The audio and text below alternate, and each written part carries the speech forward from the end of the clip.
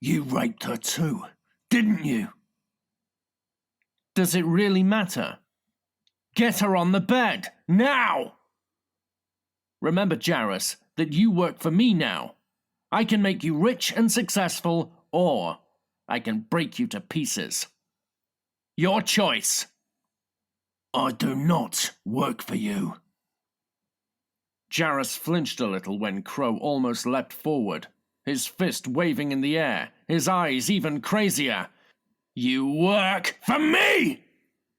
You do what I say! Jarrus crouched down and put the girl on the floor and stood up. He moved his arm round to his back and pulled out the gun he had taken from Ivan's house. Crow's eyes jumped to it with more confusion than horror or shock. What do you think you're doing? You're gonna tell me why you did all this, or I'm gonna shoot you in the head. Fuck you, you wouldn't. I've already killed one suspect. Put her on the bed. Jarrus lifted the gun. He pulled the trigger. Crow let out a scream and collapsed to the floor, grasping for his knee that was now a volcano of blood. He writhed around, hurling abuse.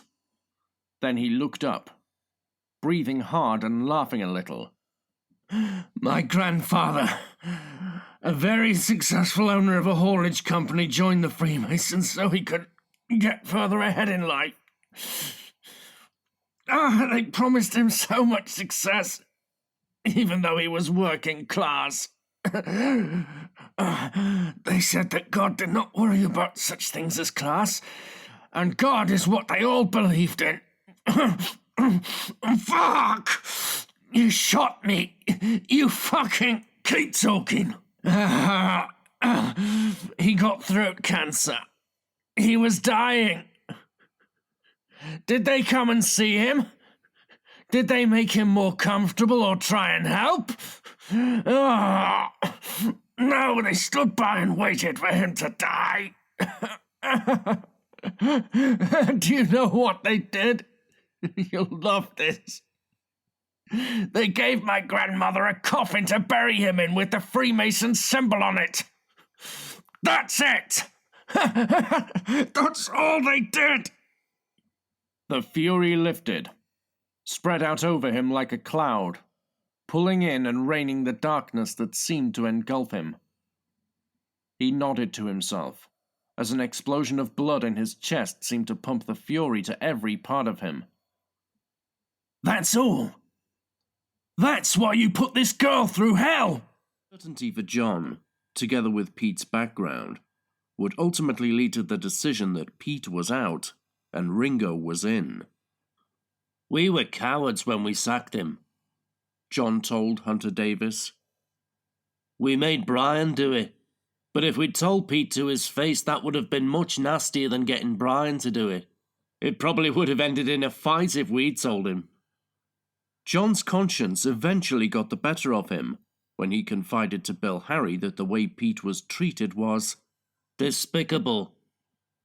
As the Beatles began to accept Brian's style of management, John's relationship with him developed into one of both tormentor and confidant.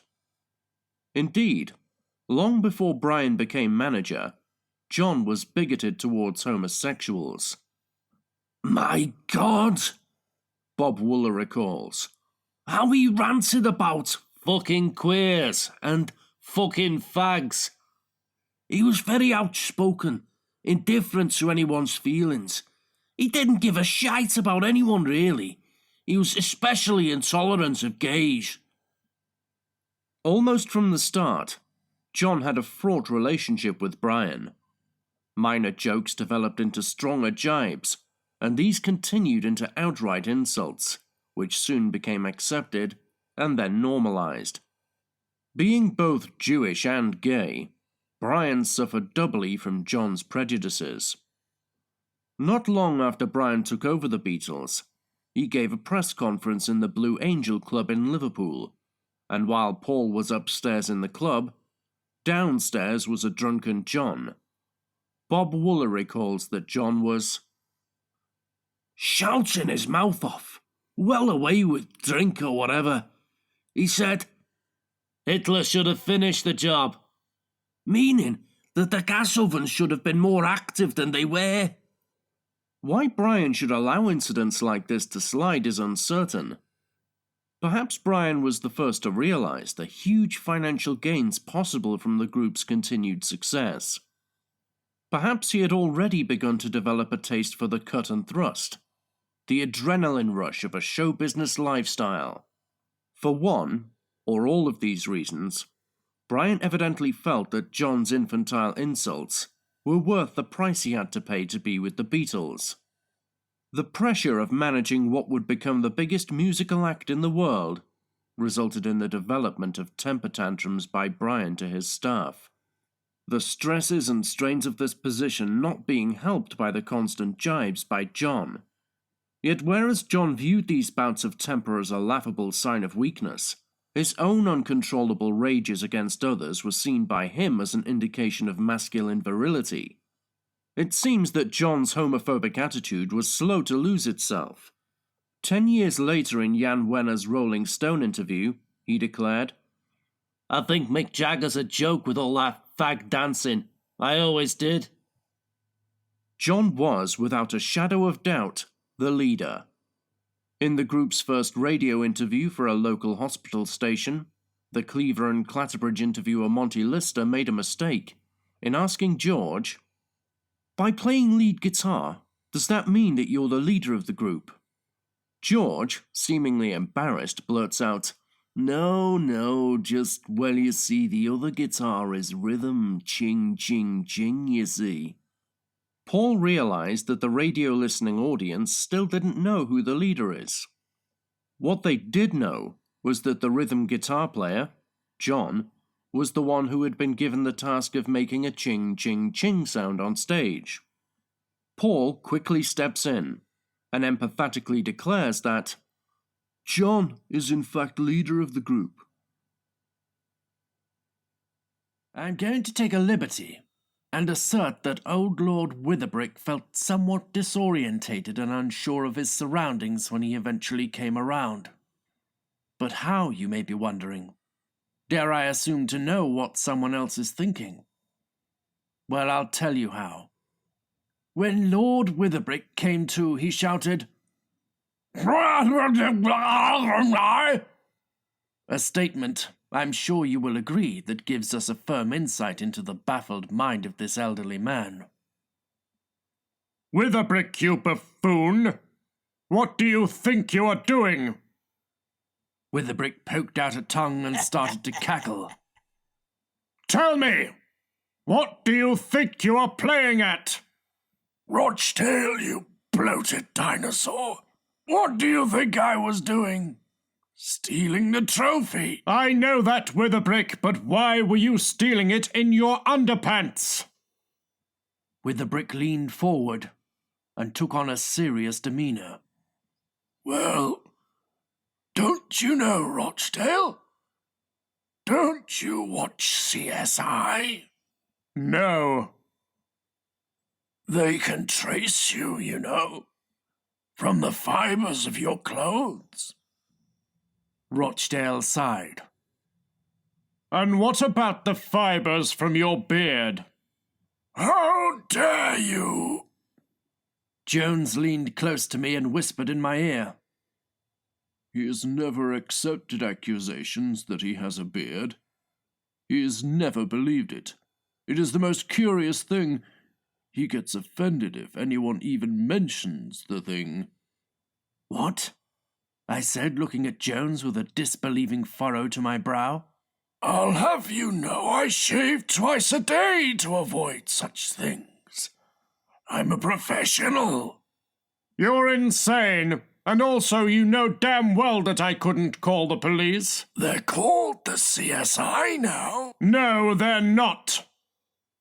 I couldn't call the police. What would I say?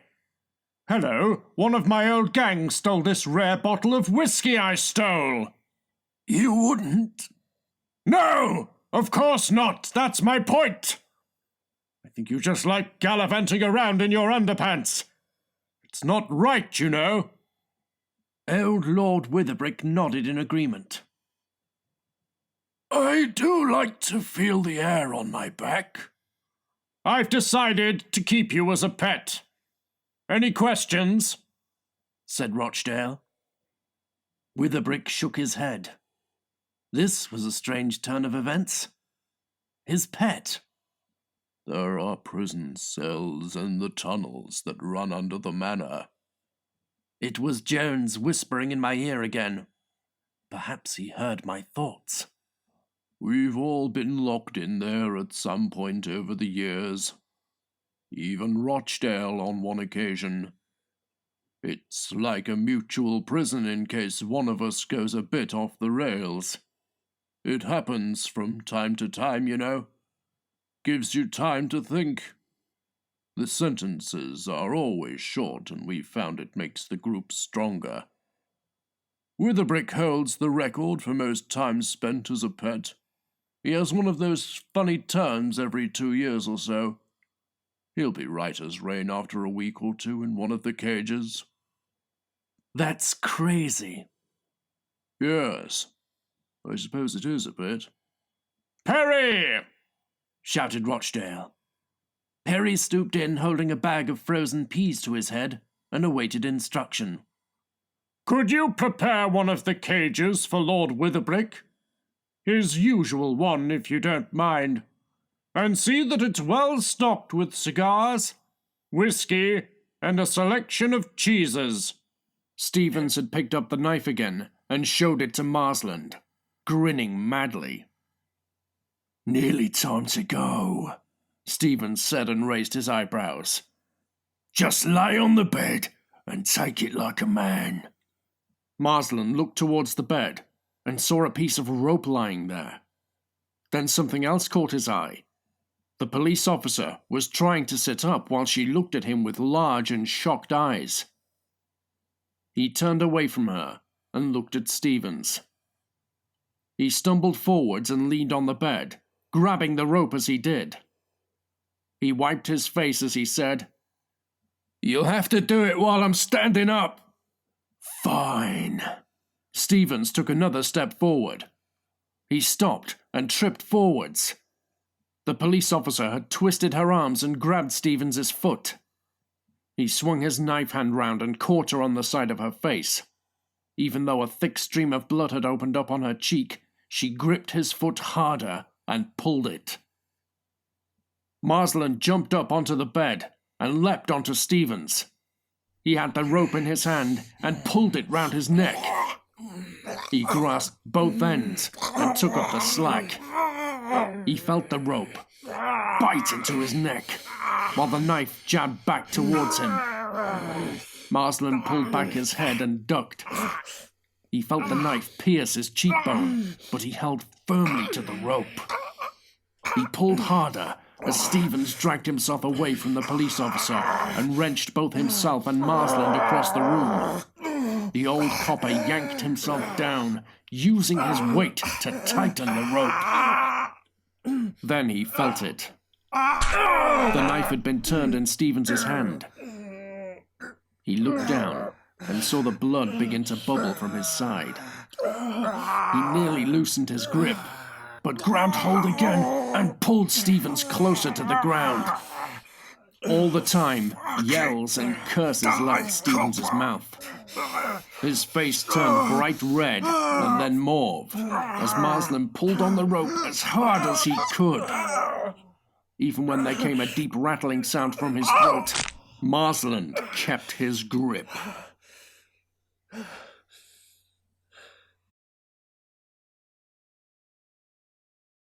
"Get in," Moon said when he'd unlocked his car. Jarrus didn't hesitate, just got in the passenger side and sat forward, staring at the traffic zipping across the dual carriageway ahead. Moon climbed in and breathed heavily. "What?" Jarrus said.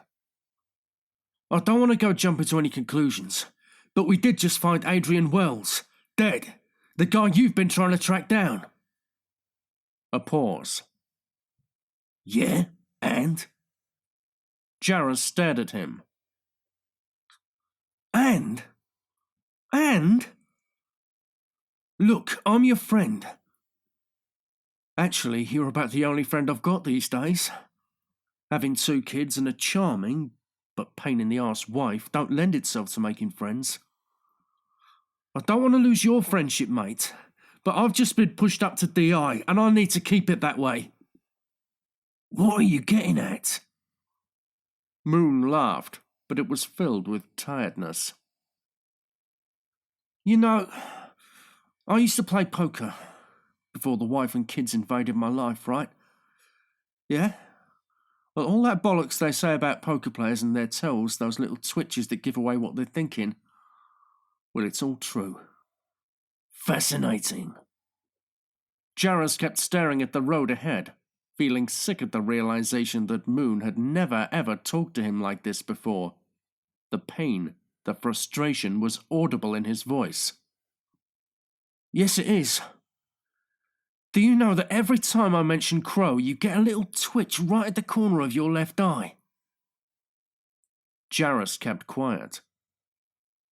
Look, I don't know what's happened or what you're involved in, but I know it must be bloody serious. You're scaring me. Every time you ask me to do you a favour these days, my first response is to call the police. And I am the fucking police. Jarrus couldn't help but laugh, but quickly stopped.